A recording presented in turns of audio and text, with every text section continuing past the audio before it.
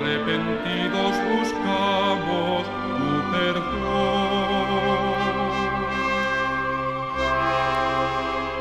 Alrededor de tu mesa venimos a recordar. Alrededor de tu mesa venimos a recordar que tu palabra es camino, tu cuerpo fraternidad.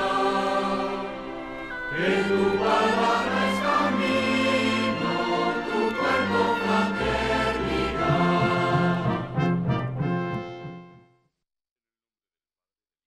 Espíritu Santo. La paz, la caridad y la fe de parte de Dios Padre y de Jesucristo el Señor estén con todos vosotros. El Señor Jesús, que nos invita a la mesa de la palabra y de la Eucaristía, nos llama ahora a la conversión. Reconozcamos, pues, que somos pecadores, invocando con esperanza la misericordia de Dios.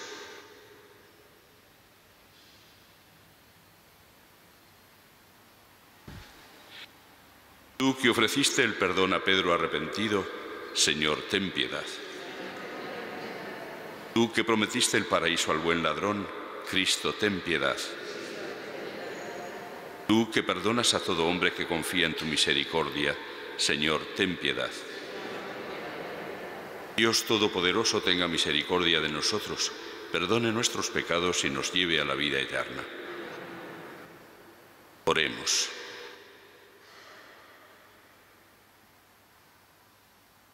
Concédenos tener siempre, Señor, respeto y amor a tu santo nombre, porque jamás dejas de dirigir a quienes estableces en el sólido fundamento de tu amor.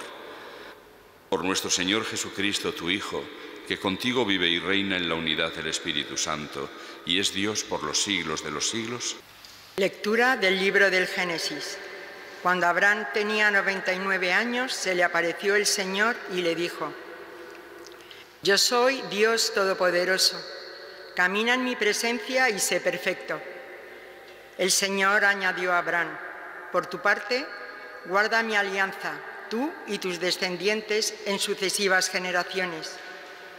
Esta es la alianza que habréis de guardar, una alianza entre yo y vosotros y tus descendientes.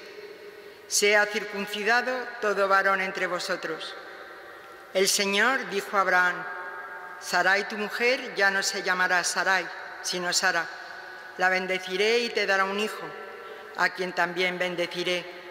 De ella nacerán pueblos y reyes de naciones.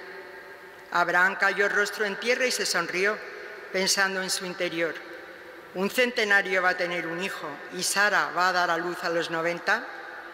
Y Abraham dijo a Dios: Ojalá pueda vivir Ismael en tu presencia. Dios replicó: No, es Sara quien te va a dar un hijo, lo llamarás Isaac. Con él estableceré mi alianza y con sus descendientes una alianza perpetua. En cuanto a Ismael, escucho tu petición, lo bendeciré, lo haré fecundo, lo haré crecer sobremanera. Engendrará 12 príncipes y lo convertiré en una gran nación. Pero mi alianza la concertaré con Isaac, el hijo que te dará Sara, el año que viene por estas fechas. Cuando el Señor terminó de hablar con Abraham, se retiró. Palabra de Dios. Te alabamos, Señor.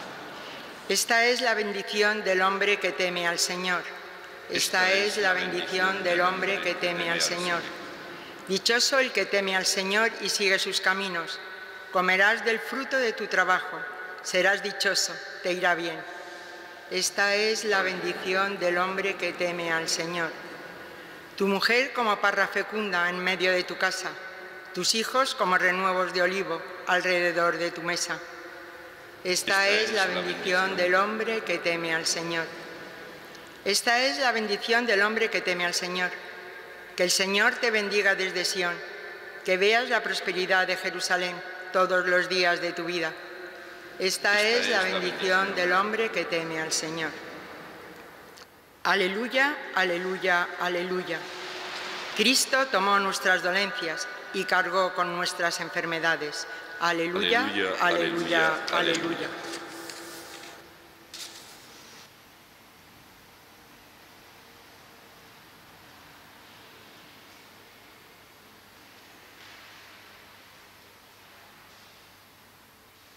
El Señor esté con vosotros. Lectura del Santo Evangelio según San Mateo.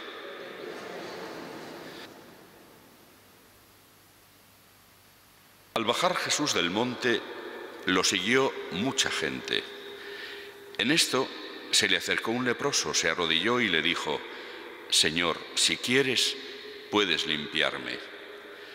Extendió la mano y lo tocó, diciendo: Quiero, queda limpio. Y enseguida quedó limpio de la lepra. Jesús le dijo: No se lo digas a nadie, pero ve a presentarte al sacerdote y entrega la ofrenda que mandó Moisés para que les sirva de testimonio. Palabra del Señor.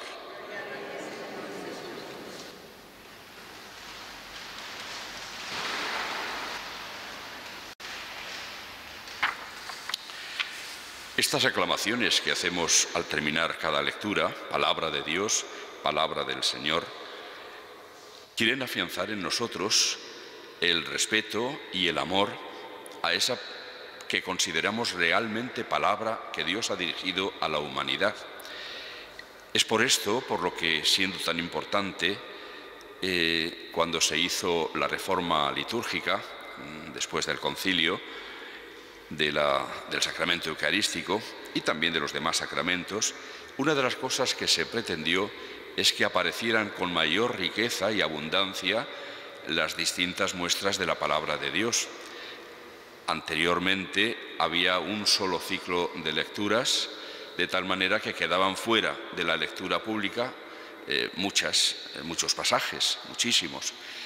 Ahora está ordenado de manera que en un ciclo de 3 años con respecto a los domingos y un ciclo de 2 años con respecto a los demás días de la semana, leemos prácticamente toda la Biblia, toda la Sagrada Escritura, repitiéndose cada 3 años o cada 2 años de nuevo.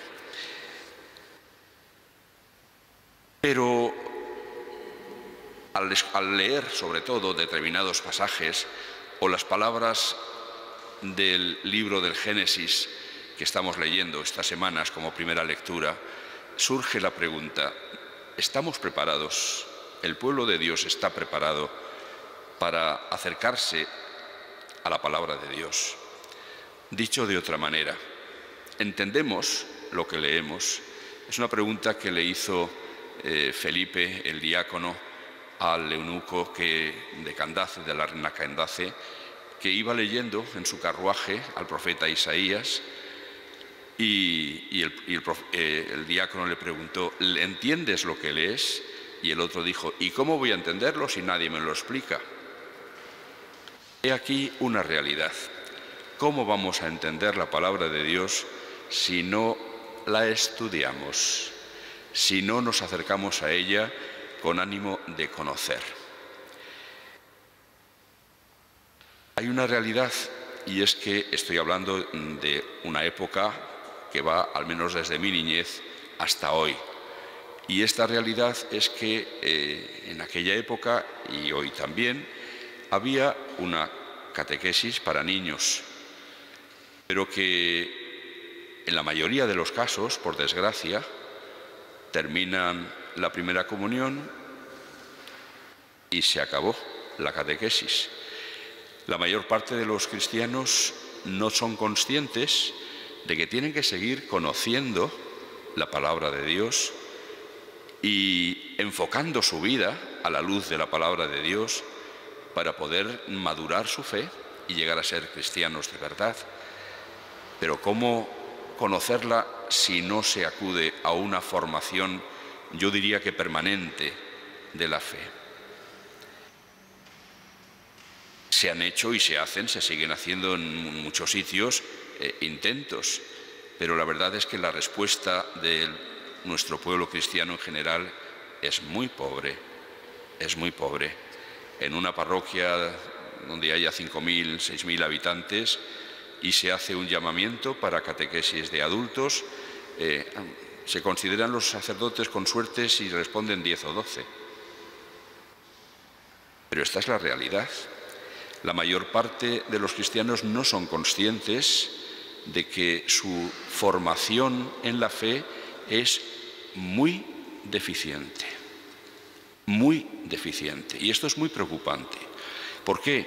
Pues en primer lugar por los resultados para la misma fe de las personas.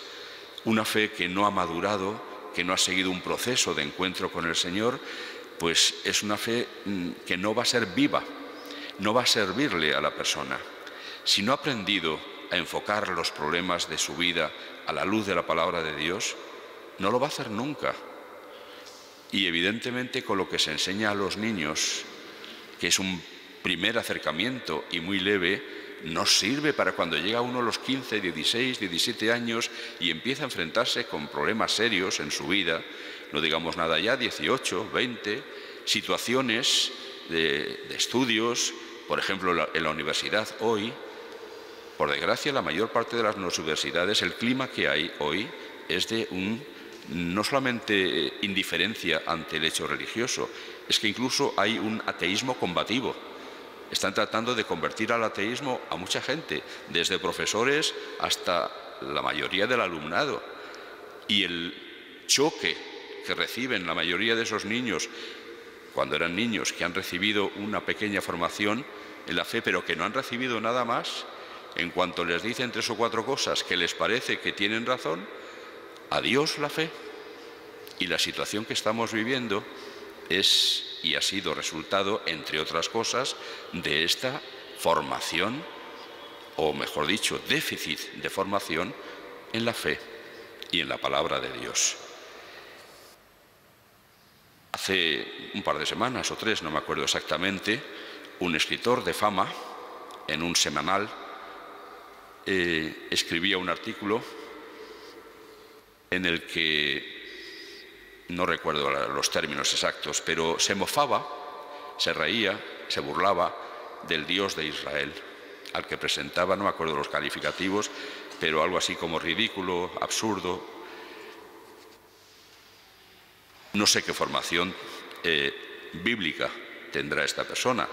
Yo deduzco que por lo que dice, ninguna. Porque quien se ha acercado con respeto a un libro venerado por generaciones y generaciones de creyentes, el libro que más se ha traducido a todos los idiomas del mundo, el libro más vendido del mundo, quien se acerca con al menos un mínimo de curiosidad y respeto, si lo estudia, si lee la cantidad, bueno, evidentemente no va a poderlo leer, pero si conoce al menos la cantidad inmensa de estudios que hay, desde las lenguas en que fueron escritos, tratando de descubrir el significado de cada palabra, hasta las costumbres de las distintas épocas, porque no olvidemos que la Sagrada Escritura ha sido escrita a lo largo de como mínimo 1 milenio. Y en todo ese tiempo ha habido distintas culturas, distintos ambientes donde se ha producido la revelación de Dios y por lo tanto hay que acercarse a cada época y a cada cultura de una manera determinada. En fin, no se trata de tratar ahora de arreglar las lagunas que hay normalmente. Tan solo quisiera hacer conscientes de que necesitamos esa formación en la fe y que siempre es tiempo para acudir a unos círculos de estudio de la palabra de Dios, de acercamiento. Es absolutamente necesario y descubrir, por ejemplo, una cosa que si este autor hubiera sabido, hubiera tenido en cuenta, a lo mejor no había dicho las cosas que decía. Y es que la revelación tiene un sentido progresivo. Es decir, Dios nos revela desde el primer momento de manera total y absoluta. Hay un progreso evidente en la revelación de Dios, de tal manera que cada vez se va haciendo más claro su mensaje, su persona, hasta que esta claridad es absoluta cuando llega Jesús, el Hijo de Dios. De tal manera que solamente en Jesús podemos entender la línea que recorre todo el Antiguo Testamento. Y solamente desde Jesús podemos ir entendiendo el sentido de las profecías, por ejemplo, etc. Solamente en Él, y que en Él encuentran la plenitud de la revelación. Dicho de otra manera, no podemos, para tratar de conocer cómo es Dios, mirar solo las páginas del Antiguo Testamento. Y eso que incluso en esas páginas del Antiguo Testamento no son siempre iguales. Es decir, ahí van apareciendo distintos aspectos del rostro de Dios, distintas formas de ver su actuación, pero hay cosas que, por ejemplo, son constantes. La misericordia de Dios es algo que es percibido desde el primer momento y hasta el final. Y una misericordia que evidentemente Cristo rubrica con su actitud y con sus palabras.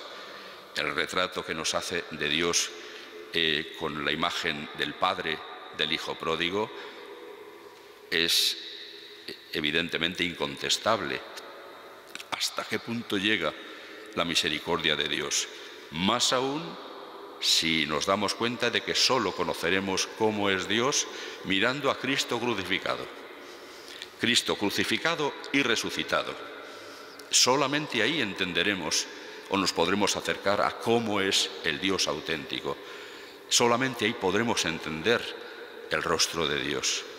Pero todo esto, insisto, necesita un acercamiento, ir viendo cómo ha sido esa revelación progresiva de Dios desde estas tradiciones como la que hoy escuchábamos, de Abraham y Sara, de las alianzas que Dios hace, primero con Noé, y que pone como signo el arco iris, signo de la alianza.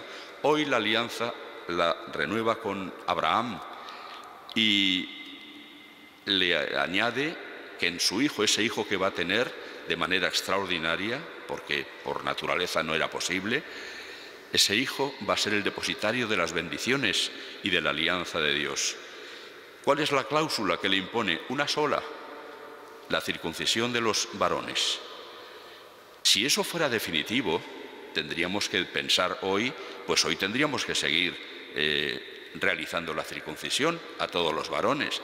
Pero es que eso no era definitivo. Eso era un paso, nada más.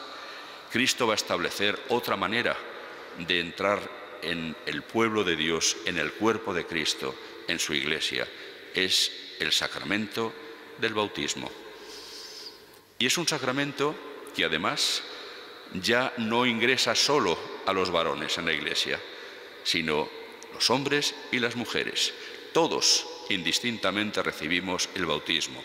Todos, porque Cristo ciertamente ha hecho, como dirá San Pablo en una de sus cartas, que ya no hay hombre ni mujer, judío o gentil, ricos o pobres, ante Dios y ante el don que nos ofrece de su salvación, todos somos iguales.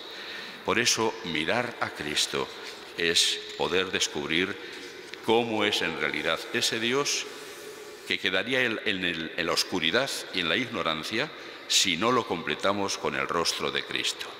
Hoy su misericordia la vemos reflejada en este hecho del leproso que se acerca a él y sencillamente le dice: si quieres, puedes limpiarme.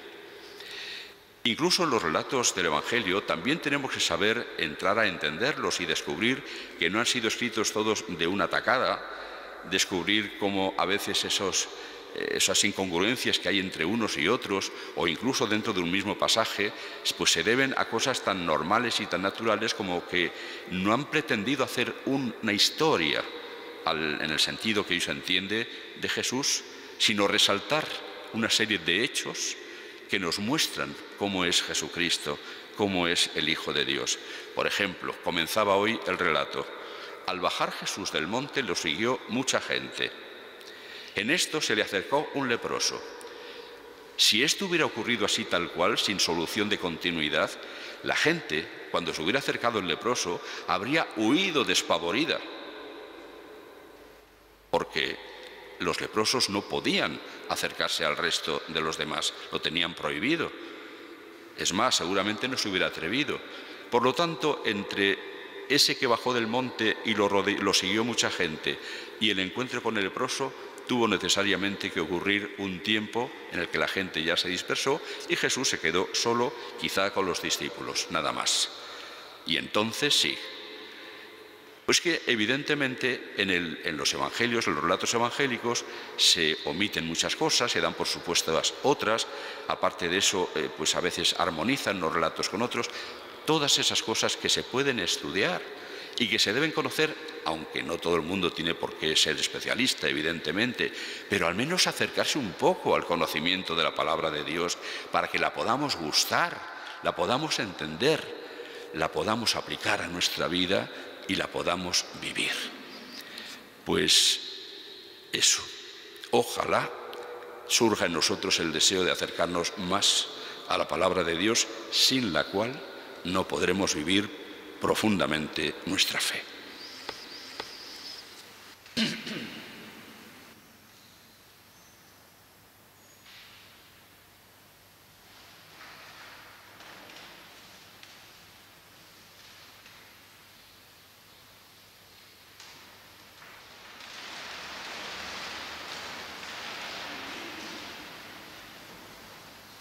Supliquemos con humildad a Dios Todopoderoso que venga en nuestra ayuda misericordiosamente. Por la Iglesia de Jesús, llamada a ser fecunda madre en la fe, haciendo crecer constantemente el número de los creyentes en Cristo, roguemos al Señor. Te rogamos, óyenos. Por el Papa, los obispos y demás ministros sagrados, para que no les falten las inspiraciones del Espíritu, que los haga cada día más fieles dispensadores de los misterios, roguemos al Señor. Te rogamos, óyenos. Por los gobiernos de las naciones, para que atiendan al bien de sus pueblos, y especialmente el de los más desfavorecidos, roguemos al Señor. Te rogamos, óyenos. Por los que se han instalado en el pecado, esa lepra del alma, para que sientan la necesidad de acercarse al Señor, para que les cure, roguemos al Señor. Te rogamos, óyenos. Por los enfermos, especialmente los que sufren enfermedades graves, para que experimenten la cercanía del Señor y puedan obtener de nuevo la salud, roguemos al Señor. Te rogamos, óyenos. Por todos nosotros, para que respondamos a la misión que nos encomienda el Señor, esperando así obtener un día la posesión de sus promesas, roguemos al Señor. Te rogamos, óyenos. Padre de todos y Señor de misericordia, atiende con bondad nuestras súplicas, por Jesucristo nuestro Señor. Amén.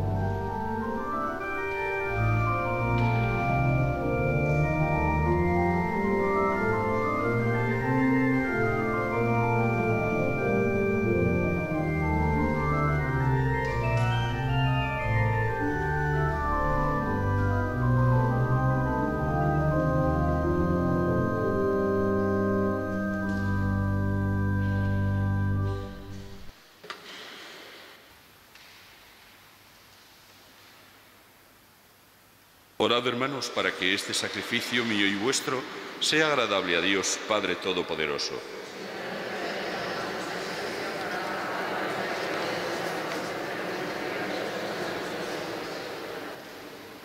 Acepta, Señor, este sacrificio de reconciliación y alabanza, y concédenos que, purificados por su eficacia, te ofrezcamos el obsequio agradable de nuestro corazón, por Jesucristo nuestro Señor. El Señor esté con vosotros. Levantemos el corazón. Demos gracias al Señor nuestro Dios. En verdad es justo y necesario, es nuestro deber y salvación, darte gracias, Padre Santo, siempre y en todo lugar, por Jesucristo, tu Hijo amado. Por Él, que es tu Verbo, hiciste todas las cosas. Tú nos lo enviaste para que, hecho hombre por obra del Espíritu Santo y nacido de María la Virgen, fuera nuestro Salvador y Redentor. Él, en cumplimiento de tu voluntad, para destruir la muerte y manifestar la resurrección, extendió sus brazos en la cruz y así adquirió para ti un pueblo santo. Por eso, con los ángeles y con todos los santos, proclamamos tu gloria diciendo a una sola voz: Santo, santo, santo es el Señor, Dios del universo. Llenos están el cielo y la tierra de tu gloria. Hosanna en el cielo. Bendito el que viene en nombre del Señor. Hosanna en el cielo. Santo eres en verdad, Señor, fuente de toda santidad. Por eso, te pedimos que santifiques estos dones con la efusión de tu Espíritu, de manera que se conviertan para nosotros en el cuerpo y la sangre de Jesucristo, nuestro Señor, el cual, cuando iba a ser entregado a su pasión, voluntariamente aceptada, tomó pan, dándote gracias, lo partió y lo dio a sus discípulos, diciendo: Tomad y comed todos de él, porque esto es mi cuerpo, que será entregado por vosotros.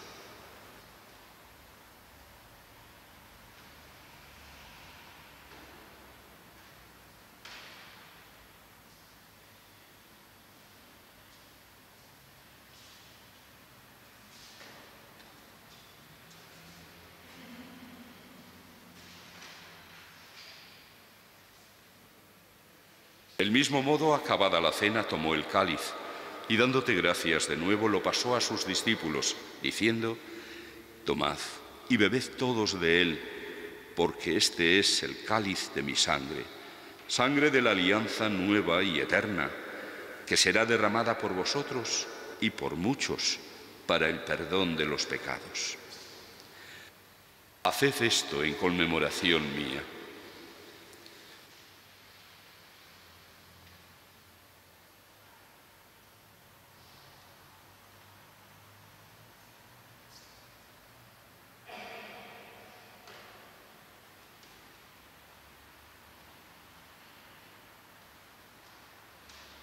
Este es el sacramento de nuestra fe.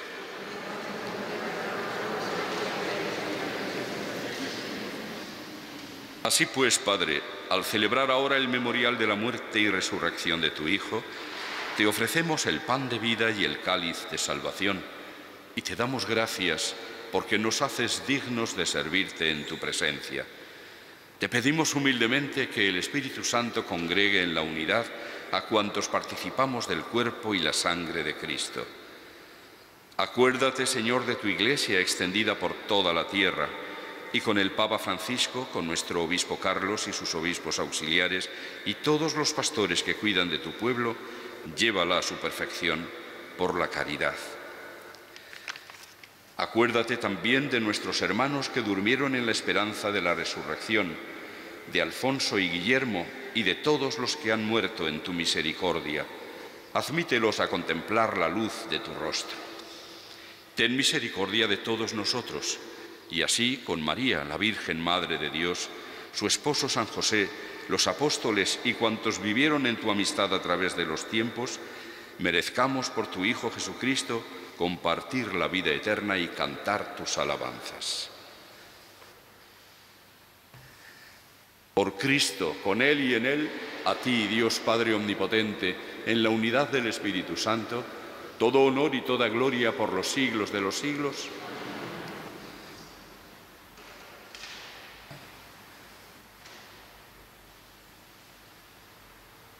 Fieles a la recomendación de Jesús y siguiendo su divina enseñanza, nos atrevemos a decir: Padre nuestro que estás en el cielo, santificado sea tu nombre. Venga a nosotros tu reino.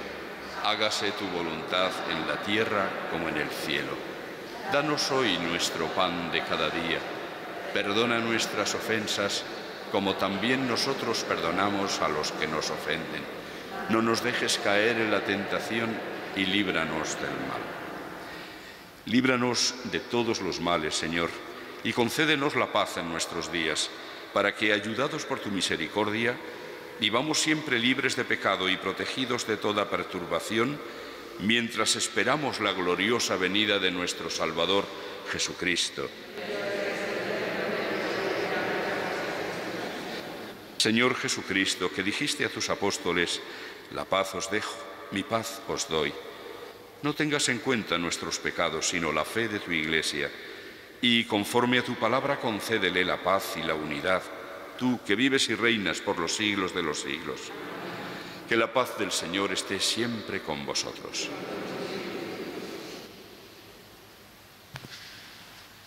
Cordero de Dios, que quitas el pecado del mundo, ten piedad de nosotros.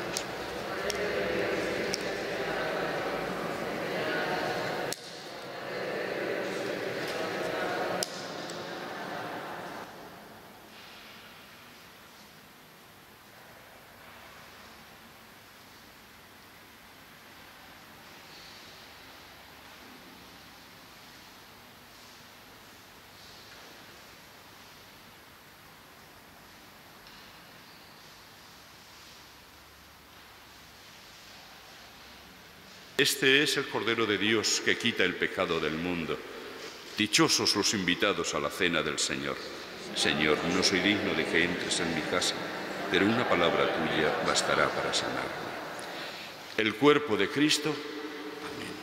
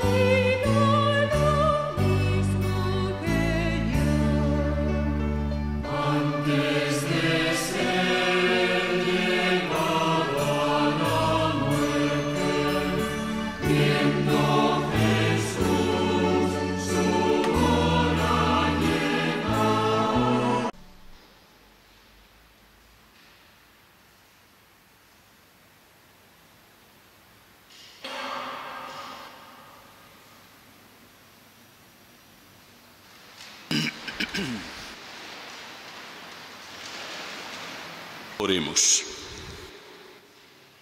Renovados por la recepción del cuerpo santo y de la sangre preciosa, imploramos tu bondad, Señor, para obtener con segura clemencia lo que celebramos con fidelidad constante. Por Jesucristo, nuestro Señor.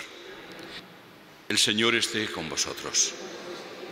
La bendición de Dios Todopoderoso, Padre, Hijo y Espíritu Santo, descienda sobre vosotros y os acompañe siempre. Podéis ir en paz.